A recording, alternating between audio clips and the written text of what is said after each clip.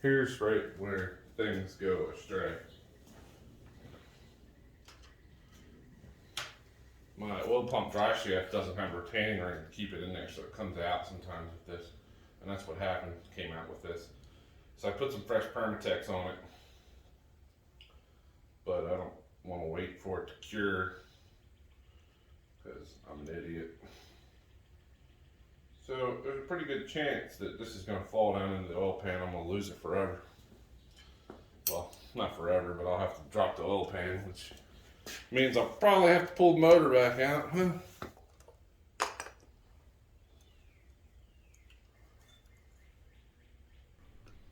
Alright, so what I'm doing here is lowering the distributor down in and making sure I line the oil pump dry shaft up with the hole in the intake and down through the block. The little clips that hold the distributor cap are in the way, but I was able to bend them up. Now the distributor won't fall down into because the camshaft gear isn't lined up. So what I'm doing here is I put a socket on the crank pulley and I'm slowly turning the engine clockwise so that the gears will mate, and right there you can see the distributor fall down into place. And then if you take the crankshaft counterclockwise, it will actually suck that distributor down in and align the gears perfectly, and you should be still top dead center. So that's what I did. I think that's right.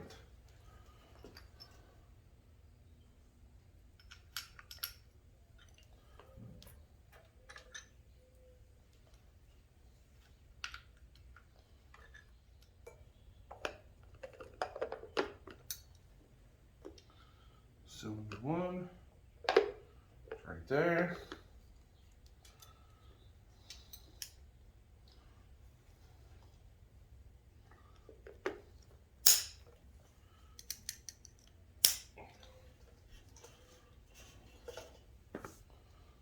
Hope for the best.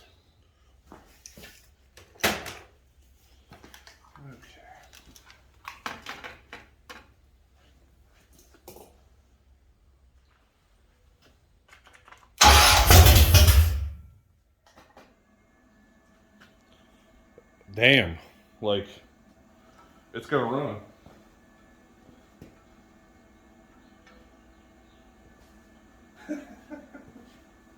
Holy shit. That's crazy, it scared the shit out of me. I didn't think it was gonna run like that. That quick, it fires right up. Pretty crazy, man. Fired right up, it scared the crap out of me. I don't want to draw some gas, we'll see.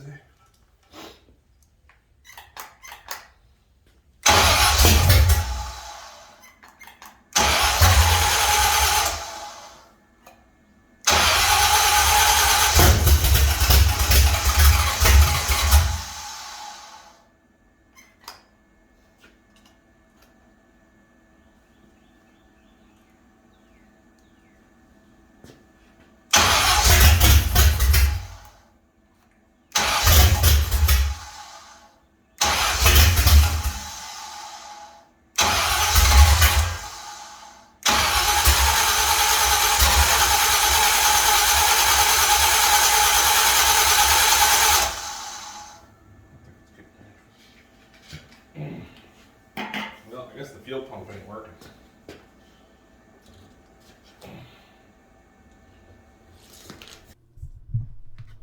So, as it would be, the carburetor needed rebuilt. The floats were stuck from sitting. The accelerator pump didn't work at all, and I had a carb kit for it because I knew it needed it, and just took the time to go ahead and tear this puppy down and rebuild it. So there we go.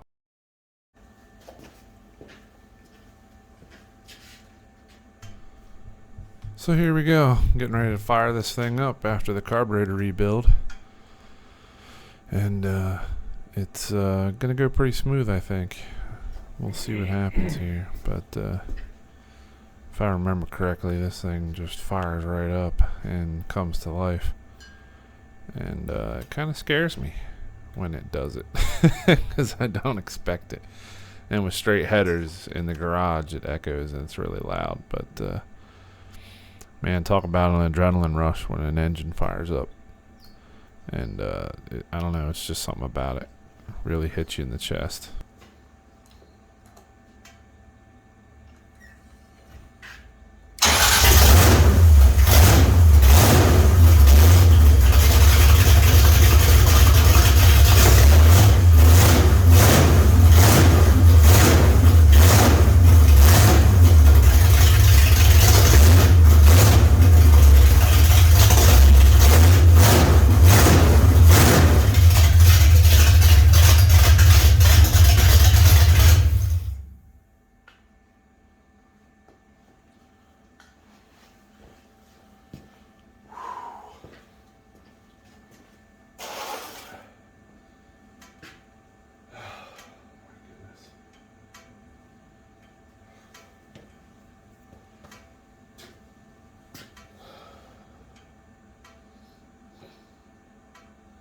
If that ain't what you want, I don't know what is.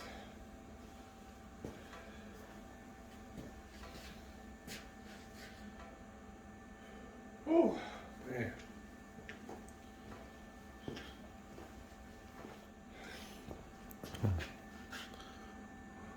$87.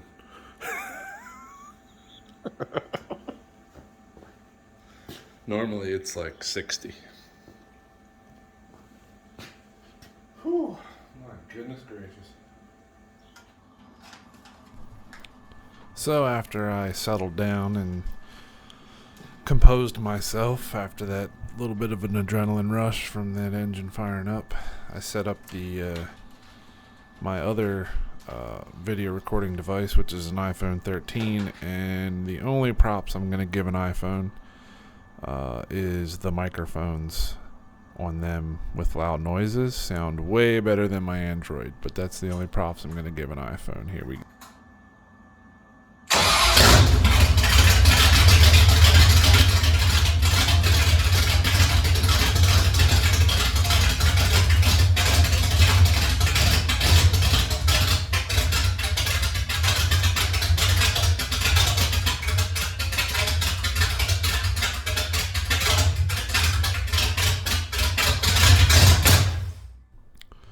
Messing with the time and trying to get the timing right, at least semi right, so it'll run half decent, just to make sure it's going to be okay before I.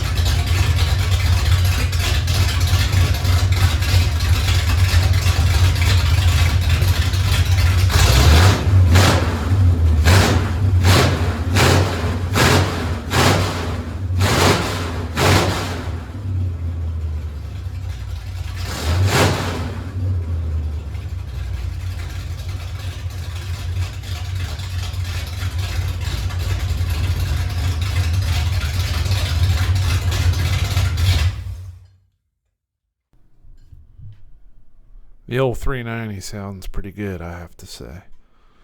And I was so excited after the 2 years that this engine had been apart and getting it back together that it fires up and runs as smooth as it does.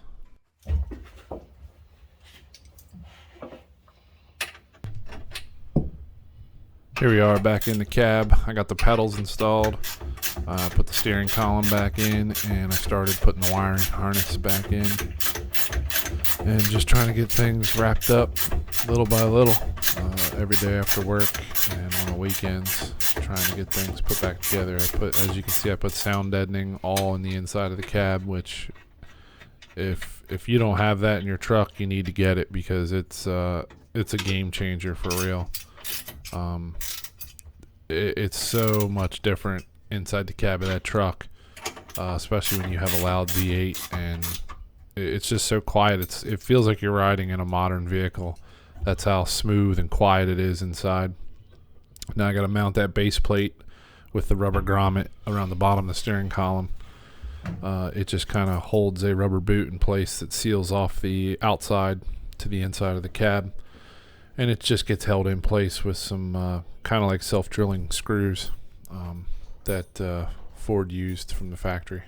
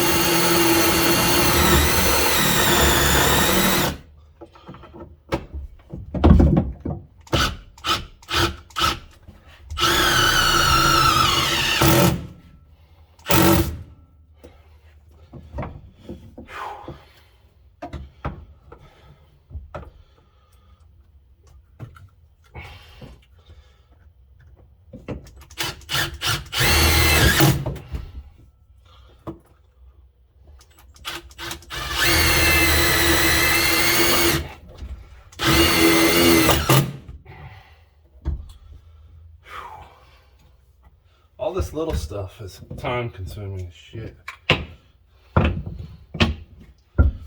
Very, very time consuming. Alright, we're going to get started here. I'm going to install these door switches for the interior light. They're pretty easy. They just pretty much just straight plug in, and then they thread into the hole. Pre-twist your wires a little bit. Take your 9/16 wrench and just thread that in. This is also how you can adjust this. So if the light doesn't turn off when you shut the door all the way, then you can adjust this out until the door pushes the button in far enough. But for right now, I'm just going to run them in until they're almost bottomed out, and that'll be good. Go do the driver's side. I ordered a new one for the driver's side because the old one was broken. So let's move over there. It's just a 3-prong plug, but there's only 2 prongs in the plug, and it doesn't matter the orientation, because the way this switch works is all three pins get shorted together when the button is released. So all it does is tie these 2 wires together and turn on the interior light. So it doesn't matter the orientation. Twist it backwards a little bit.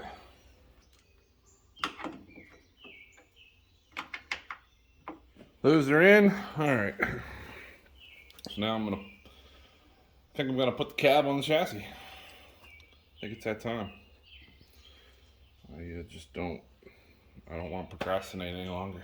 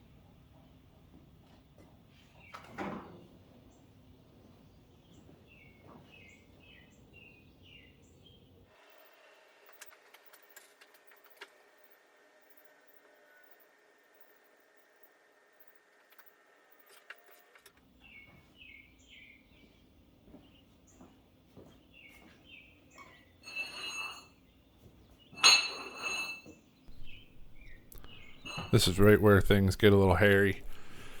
You gotta have lots of sets of eyes, and being by yourself, you only see what you can see. So you gotta do a lot of checking. I'm trying to get the shifter to go up through the floor and the cab to not hit the bed and the body mounts to line up. See the shifter back there?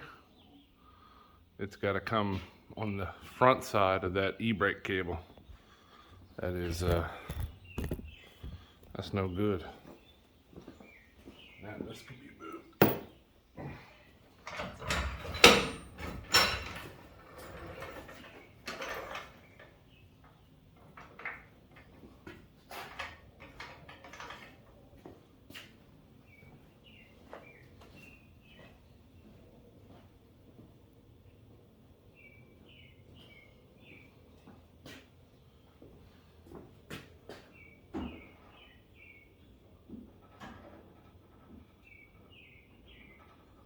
Oh man, just clear.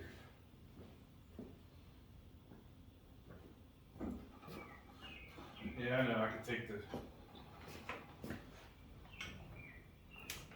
shifter out and blah blah blah. Who wants to do that?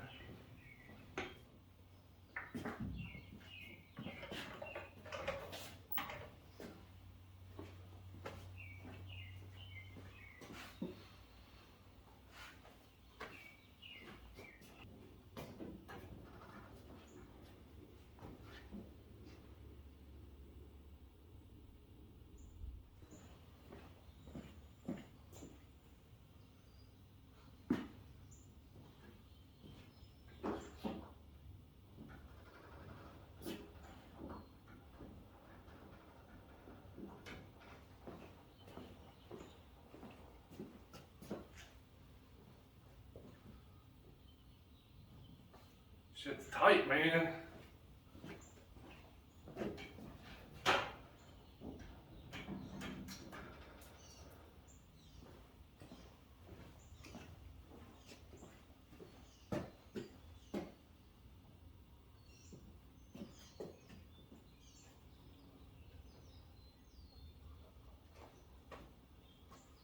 We're good.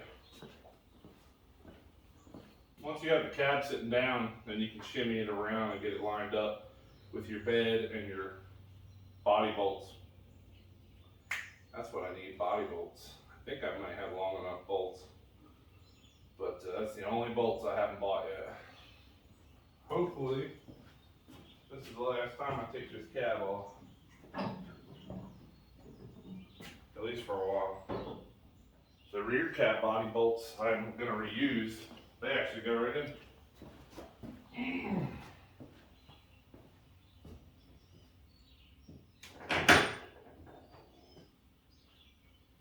That's neat.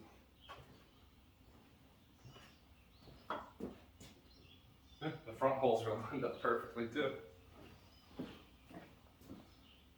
I guess when you take the cab on and off 6 times, you get good at it. Alright, let's knock it out of gear. And turn really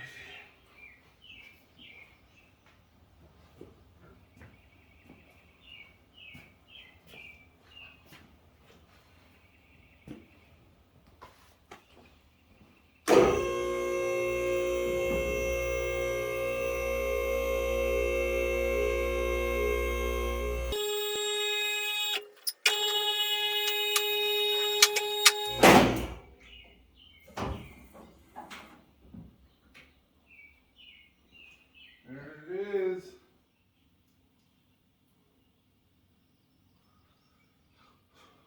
Speedo cable's in. The hell did I put my arm on? I didn't know there was something that greasy under there. Alright, so here we are under the truck. I'm hooking up the hydraulic slave cylinder for the clutch. I have a bracket that hooks onto the transfer case, and it runs up to the slave cylinder, and then that hooks to the shift fork. and I'm just tightening the bolts up on it. This will be one of many times that this comes off and has to be put back on because of issues. We'll get to that later.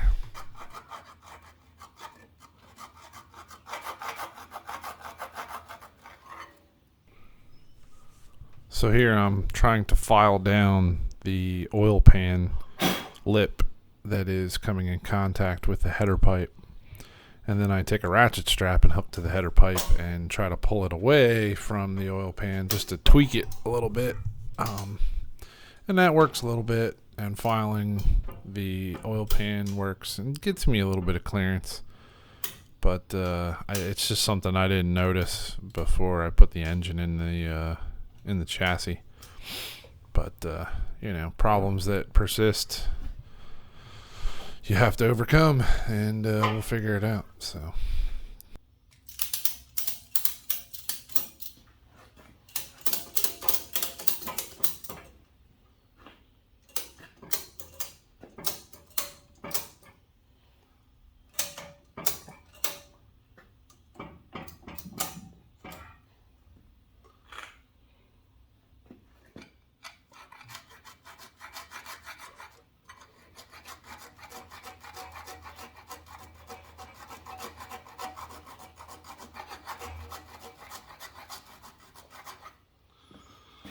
well, that'll have to do.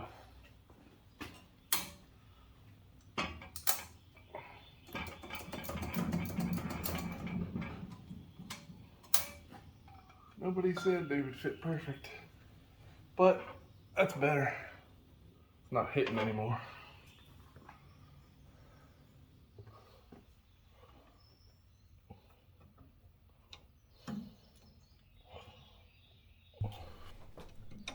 So I figured I'd move under the truck here and connect up this e-brake cable.